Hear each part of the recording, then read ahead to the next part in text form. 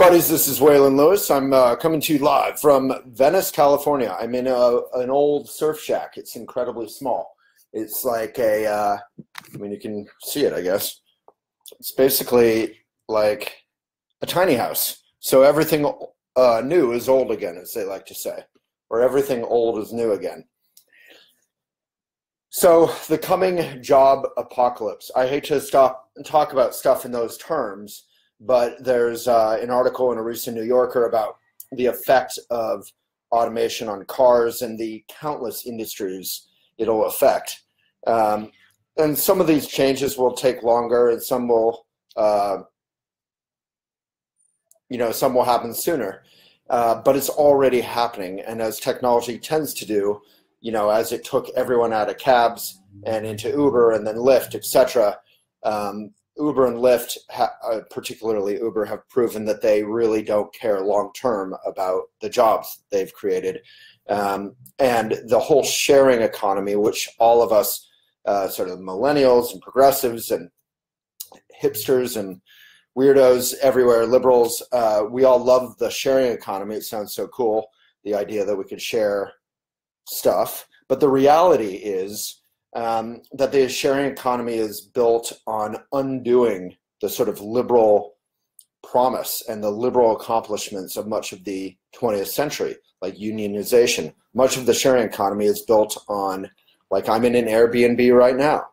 So instead of a hotel paying taxes, being part of the community, half of almost every downtown in every city is empty because of Airbnbs. That's a gross generalization, and Airbnbs can be awesome. I'm helping pay someone's mortgage right here. And I actually looked for hotels and B&Bs to stay in. I wanted something eco. I wanted something with a bike. I wanted something, la, la, la. So it's complicated, and I don't mean to offend anyone.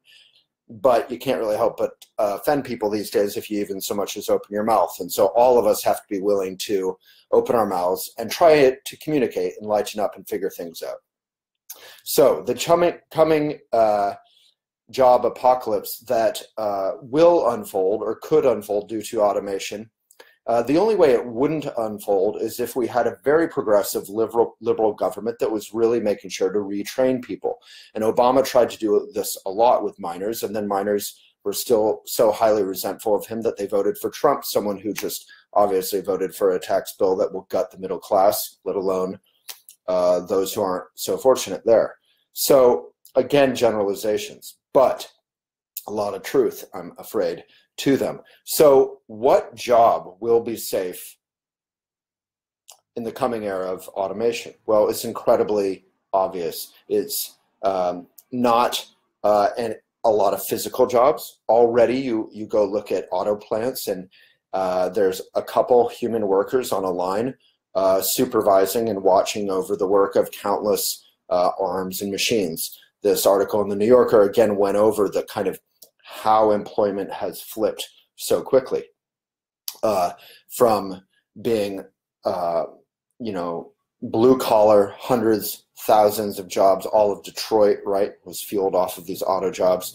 And then suddenly robots really are doing half of this. And as AI progresses, which is doing incredibly fast through Google Translate, this only, and it's a long subject, but it's happening. This is no longer the stuff of, sci-fi merely, right? Sci-fi is really just looking into the near future and saying, this could be, or that could be. And often both things could be, or something in between, or something outside of it. So the only job that's really going to be safe in the coming job apocalypse is creative jobs. Jobs that really are founded on what human beings have that is so unique. For good or ill, we got this big old noggin in our big old skull, and creative jobs are going to be the safest. So what are creative jobs? Are they just sitting around on your Apple laptop in a cafe? Maybe, but not necessarily. Creative jobs are, the good news is they're more fun often. They use this noggin, and they can be inspiring, they can be challenging, they can be hard, but they can be fulfilling. So Elephant has this academy, Elephant Academy. We train people, and we never do ads. This is something we do out of mission. We did this for many, many years for free, except eventually, to encourage commitment, we started charging and then refunding, and then it started being so popular we wound up charging because we had staff and blah, blah, blah. So Elephant Academy is still highly affordable. It's about 1/4 or 1/5 the price of other programs we've seen. And unlike these other programs, we actually do it every day. I'm doing it right now, Facebook Live. So Elephant Academy trains you in social media. We've, garnered 5 million Facebook fans without advertising on 60 different pages. This was bigger until paid reach came along. We were bigger than Huffington Post and all these briefly in creating Facebook pages back in the day. Fans, I mean, I created 100,000 fans for my book before I published it through a Kickstarter. So how do you write a book? How do you publish a book? How do you build a huge social media following? And that can benefit any job you want to do that can benefit from clients, right? So whether you're a massage therapist or yoga teacher or whatever, if you need clients, if you need customers, social media can help you do that. Obviously, Instagram stories is pretty limitless. Twitter, we've been named #1 in the country, voted twice for environmental coverage on Twitter. So these are the things we teach you: writing, editing, which is the best way to become a good writer, blogging, other than reading, and reading is something we can't do for you or teach you to do. So these are the skills we focus on in Elephant Academy. And that's it, folks. Big love, and hope you enjoyed.